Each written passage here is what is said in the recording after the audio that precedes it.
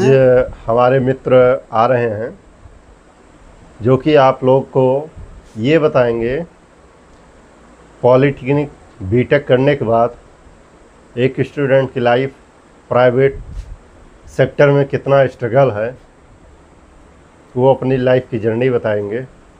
हमारे बीच में Rana Pratap mechanical engineer आ रहे हैं, आपको रूबरू कराते हैं। और सौरभ भाई और ठीक है, हालचाल। ठीक है भाई। और बहुत दिन के बाद मुलाकात हुई। अब हाँ, समय निकालते निकालते प्राइवेट तो नौकरी टाइम कंपनी से जल्दी मिलता नहीं है। हाँ, और हालचाल। ठीक है। अब ये हमको बताइए कि एक स्टूडेंट वो क्या कहते हैं पॉलिटेक्निक या बीटेक करने के बाद जब प्राइवेट सेक्टर में जाता है तो क्या क्या चीज़ें स्ट्रगल के रूप में, क्या क्या प्रॉब्लम या क्या क्या चीज़ें फेस करना पड़ता है कंपनियों के द्वारा।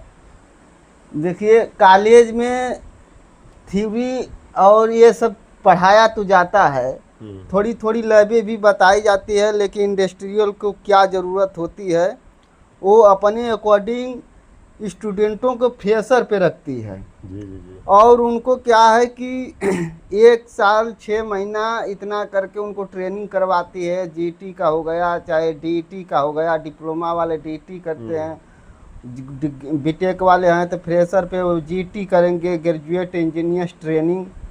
तो कंपनी अपने लेवल का बनाती है। और स्ट्रगल प्राइवेट सेक्टर में तो बहुत है, क्योंकि आज के डेट में जो कंपनियां हैं कम पैसे में बढ़िया अपॉर्चुनिटी स्टूडेंट से खोजती है। वो चीज़ें हमें आजकल प्राइवेट कॉलेजों में ये हाँ, चीज़ें बच्चे सीख नहीं पाते सीख हैं, जो नहीं कि पाते वहाँ हैं। पर जाके हमें मतलब बच्चों को धक्का खाना पड़ता है।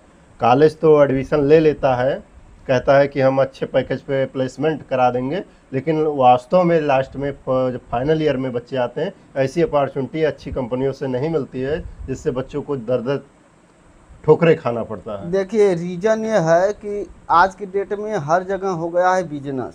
जी जी। बिजनेस एजुकेशन भी हो गया। ये हो गया कि मतलब कंपनी का ये जो कॉलेजेस होते हैं, इंजीनियर्स कॉलेज, इनको ये नहीं पता है कि लैब मेरे को क्या कराना चाहिए, स्टूडेंट को क्या अपॉर्चुनिटी दें जो कि फ्रेशर पे नहीं, वो डायरेक्ट जो है कि अच्छे पैकेज पे बैठें। ये कंपनी ये अगर कॉलेज करे तो एक एक जो भी इंस्ट्रूमेंट इंजीनियरिंग में यूज होते हैं, लाइब्रेरी इंजीनियर्स या चाहे क्वालिटी इंजीनियर्स का कोई स्किल सिखाए, और चाहे डिजाइन पर्पज से अगर अगर मैं ये भी देखूं फ्रेशर कैंडिडेट है तो वो फुल तरह से 3D और 2D का 3D और 2D दोनों जो है कि डिजाइन उनको नहीं पता है बहुत से स्टूडेंट को। तो क्या है कि ये चीज़ सिखाना चाहिए, प्रोग्रामिंग क्या होती है। और ये सब कॉलेज क्या है कि उनको बस मार्क्स और इंटरनल्स ये सोचता है कि किसी तरह दे करके इनको कैंडिडेट को मतलब ये देखा जाता है जैसा कि हमारे समझ से कि बच्चों को मतलब एक मशीन रोबोट की तरीका केवल उनको रटाया जाता है, रटाया उनको जाता है। प्रैक्टिकली नॉलेज नहीं दिया जाता, जिससे कि उनको कंपनियों में या कहीं बाहर जब जॉब करने जाते हैं तो उनको ये चीज़ का फेस करना पड़ता है, क्योंकि जब प्रैक्टिकल कराया नहीं जाता तो नॉलेज नहीं रहती। आज के डेट में मैं बता दूं कि सरकारी सरकारी ही है। सरकारी में देखिए, समय देने पर अगर वो जो है कि सक्सेस हो गया आदमी तो लाइफ सेटलमेंट हो जाती है। लेकिन प्राइवेट सेक्टर क्या है कि वो हमेशा हमेशा के लिए आदमी प्राइवेट उसके अंडर बंधा होता है पूरी लाइफ, चाहे भले न कंपनी कितना भी पैसा दे।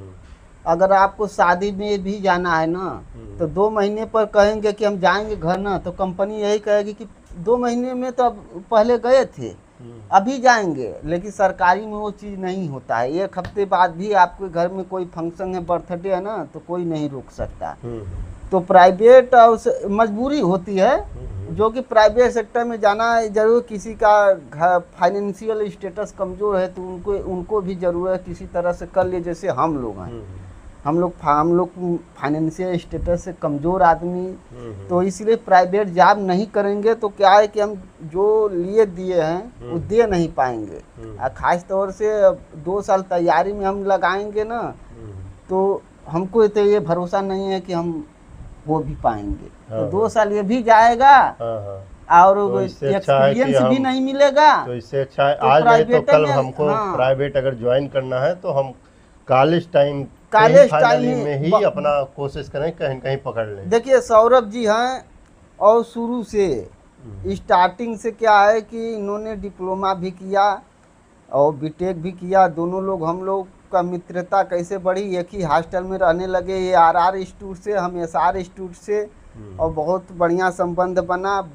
दोनों लोग का मित्रता हुआ।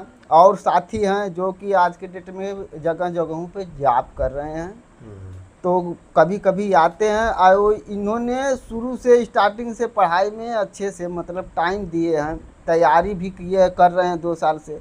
और उम्मीद है कि इस बार कहीं ना कहीं ज्वाइनिंग हो भी जाएगा।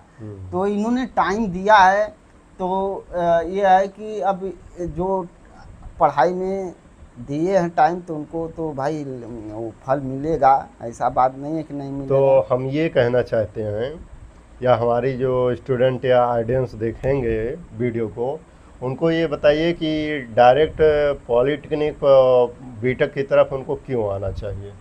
अगर उनका इच्छा है इंजीनियरिंग लाइन में जाने की, तो क्या ऐसा चीज़ है कि जो इसको सोच कर वो आए इस लाइन में और उसके बाद उनको आगे लाइफ में लाभ मिल सके। देखिए हम तो साफ कहते हैं कि जिनकी अगर इंजीनियरिंग में इंटरेस्टेड हैं वो तो डायरेक्ट पहले बीटेक करे ही नहीं, वो तो पहले 10th पे ही आता है डिप्लोमा। एक ग्रुप का फॉर्म वो डालें, डिप्लोमा 3 साल का करें, इंटर को छोड़ दें, और क्या कि उसके बाद बीटेक करें, नॉन अटेंडिंग करें, जॉब करते रहें। बाकी अगर उनकी इच्छा है घर से तैयारी करने की, तो तैयारी कर सकते हैं।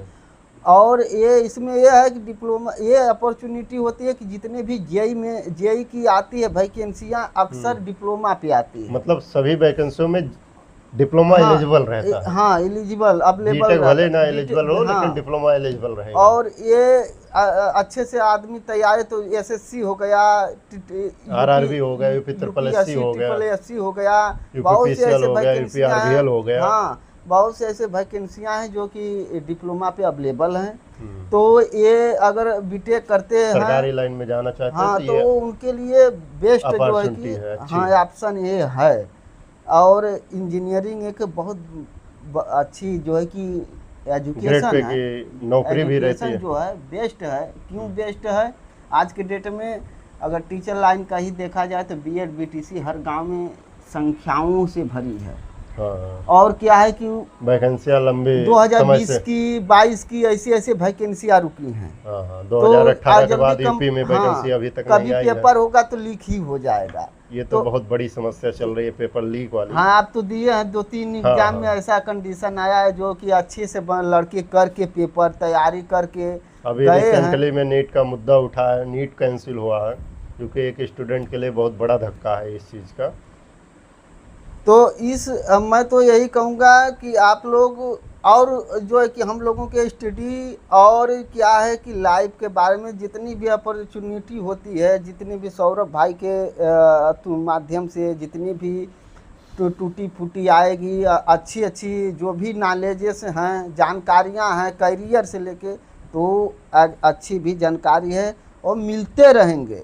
तो आप लोग इस वीडियो में बराबर बने रहिए और अपने दोस्तों के साथ भी शेयर कर और ऐसे जानकारी के लिए चैनल भी सब्सक्राइब कर लीजिए। बाकी जो है कि और ऐसी जानकारी के लिए जैसे आपको